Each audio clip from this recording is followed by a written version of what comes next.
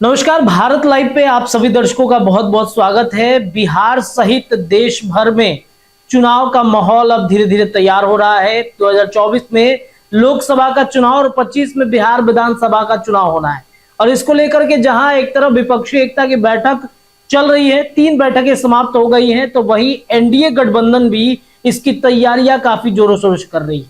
लेकिन बड़ा एक एनडीए में एक चल रहा है चीज की अब किसे टिकट दिए जाना है, कौन से सांसद होंगे, कितने उम्र के होंगे और उनकी क्या जो एक्टिविटी है उन पर निगाहें जो है बीजेपी की अब टिकी हुई है। जहां एक तरफ इंडिया गठबंधन में कई तरह के बात सामने आ रहे हैं, तो एनडीए भी अब खुलकर अपने अपने प्रत्याशी और अपने अपने जो भी कैंडिडेट हैं उनको लेकर के चर्चाएं तेज कर रहा है।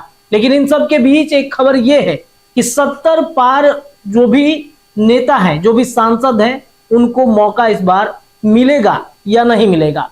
देखिए, एक खबर है, हम आपको बताते हैं कि 70 पार को मिलेगा प्यार या फिर नए बनेंगे खेवनहार, इसकी चर्चा कर लेते हैं। तो आम चुनाव को लेकर के अब यह तय हो रहा है कि कौन से दल कितनी बार किसे चुनाव मैदान में उतार सकते हैं।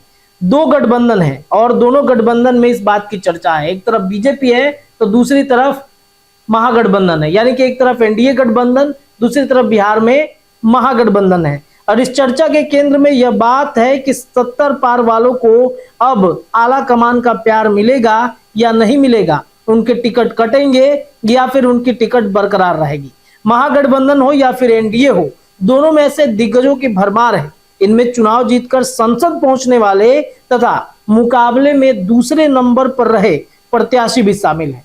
याद कराएंगे 2019 के लोकसभा चुनाव में राजद के तरफ से जगदानंद सिंह को भाजपा के अश्विनी चौबे के मुकाबले उतारा गया था। उन्होंने कड़ी टक्कर दी। जगदानंद अब 78 साल के हो चुके हैं। अब ऐसे में इस बार उनकी उम्मीदवारी पर संशय जरूर बरकरार हो सकती है। कांग्रेस की मीरा कुमारी ने सासाराम लोकसभा से चुनाव लड़ा था, पर वो हार गई थी। वह भी 78 की हो चुकी है। अब बात करेंगे जीतन राम मांझी से। गया से लोकसभा चुनाव उन्होंने लड़ा था 2019 में, उन्हें जीत नहीं मिली, पर मुकाबले में वो थे। उनकी उम्र भी अब 78 हो चुकी है। अब 70 वे उसे पार कर चुके महारथी की बात करते हैं। आम चुनाव में पिछली बार मैदान में रहकर जीत हासिल करने वालों में कई महारथी अब 70 या उससे पार हो चुके हैं। जदयू के टिकट पर जहानाबाद से जीतने वाले चंद्रेश्वर चंद्रवंशी जो 71 के हो चुके हैं। बक्सर से जीतने वाले केंद्रीय मंत्री अश्विनी चौबे भी 70 पार हो चुके हैं। आरा से जीत कर गए वो केंद्र में मंत्री राजकुमार सिंह भी 70 के हो चुके हैं। केंद्र में मंत्री वो लोजपा के टिकट पर हाजीपुर से जीत कर गए पशुपति पारस भी 71 साल की उम्र हो चुके हैं। सुपौल से जीतने वाले जदयू के दिलेश्वर कामत की उम्र भी 77 की हो चुकी है। शिवहर से लगातार भाजपा के टिकट पर जीतने वाली रमा देवी भी 74 साल के हो चुकी हैं। पूर्वी चंपारण के सांसद व पूर्व केंद्रीय मंत्री राधा मोहन सिंह भी 74 के हो गए हैं। पटना साहिब से सांसद रविशंकर प्रसाद भी अब 70 पहुंचने वाले, बस 1 वर्ष की देरी हो चुकी है।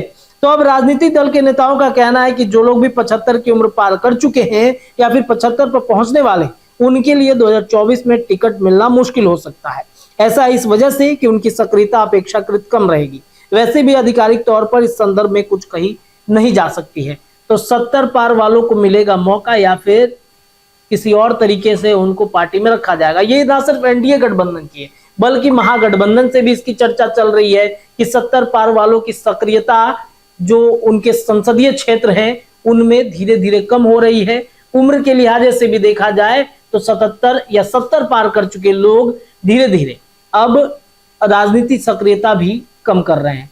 तो क्या होगा 2024 के लोकसभा चुनाव के ठीक पहले, देखने वाली बात होगी। लेकिन राजनीतिक गलियारे में इसकी चर्चाएं तेज हो गई हैं कि 70 पार वालों को किसी भी गठबंधन में मौका कम ही मिलेगा। फिलहाल भारत लाइव पे इतना ही। देखते रहिए हमारे चैनल, अपनी राय कमेंट सेक्शन में रखिए। बहुत बहुत धन्यवाद। अगर ये वीडियो पसंद आई और वह बिहार के राजनीति और बिहारियत से सरोकार रखेनी तो सब्सक्राइब बटन दबा के चैनल के सब्सक्राइब कर ली। ओजे एगो घंटी बा, ओकरा बटन दबा देला से कुल सटीक और मारक खबर रुआ मुफ्त में मिल जाई। अगर रुआ पत्रकारिता के हमनी के नया प्रयोग में सहयोग कर चाहतानी तो ज्वाइन बटन दबा दी।